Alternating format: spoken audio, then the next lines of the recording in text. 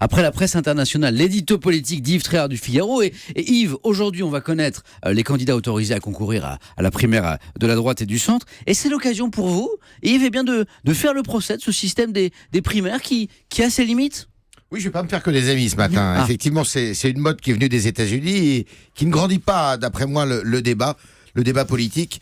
Et je dirais même que c'est une mode un peu dangereuse. Ses partisans disent qu'elle introduit de la démocratie dans la vie des partis, qu'elle permet de choisir le meilleur de son camp, et qu'elle évite l'émiettement des candidatures. Foutaise. Parce que les primaires ne servent qu'à assouvir le carriérisme, la soif médiatique d'hommes et de femmes qui, pour la plupart, n'existeraient pas autrement. Ils seront donc 7 ou 8 ou 6 d'ailleurs à pouvoir concourir aujourd'hui à la primaire de la droite. Mais sincèrement, ils ne sont même pas la moitié à avoir l'étoffe d'un candidat à la présidentielle. Il faut le dire clairement.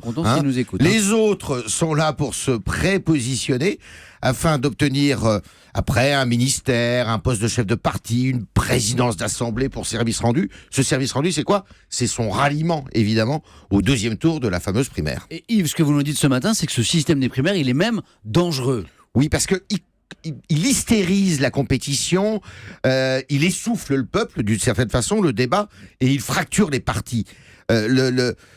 Ça favorise même leur décomposition à ces partis, qui est d'ailleurs en cours, on peut le constater chez les Républicains, comme au PS. Comment croire qu'ils pourront gouverner ensemble après avoir lavé leur linge sale en famille, cogné comme des sourds. Bah oui, qui peut croire que le vainqueur fera la synthèse ? On a vu, avec Hollande, 5 ans de politique incohérente, indécise, incapable de mettre tout le monde d'accord.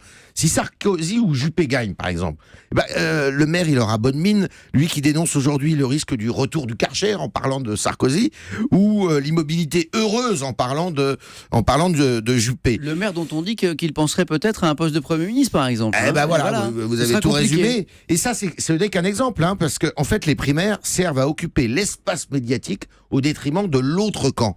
On l'a vu en 2011 avec la gauche, ça avait bien marché. Et puis alors évidemment, la droite, elle s'est dit, tiens, on va faire la même chose pour 2017. Et justement, Yves, est-ce que ça peut quand même, ces primaires, faciliter la victoire à la présidentielle, comme ce fut le cas pour Hollande ? Pas toujours. Chirac, il a gagné contre Balladur sans passer par une primaire. Giscard aussi, il a gagné contre Chaban-Delmas sans passer par une primaire. Encore une fois, la présidentielle, c'est la rencontre d'un homme ou d'une femme avec un peuple. C'est une alchimie, une relation de confiance, pas le fruit d'un compromis partisan et programmatique.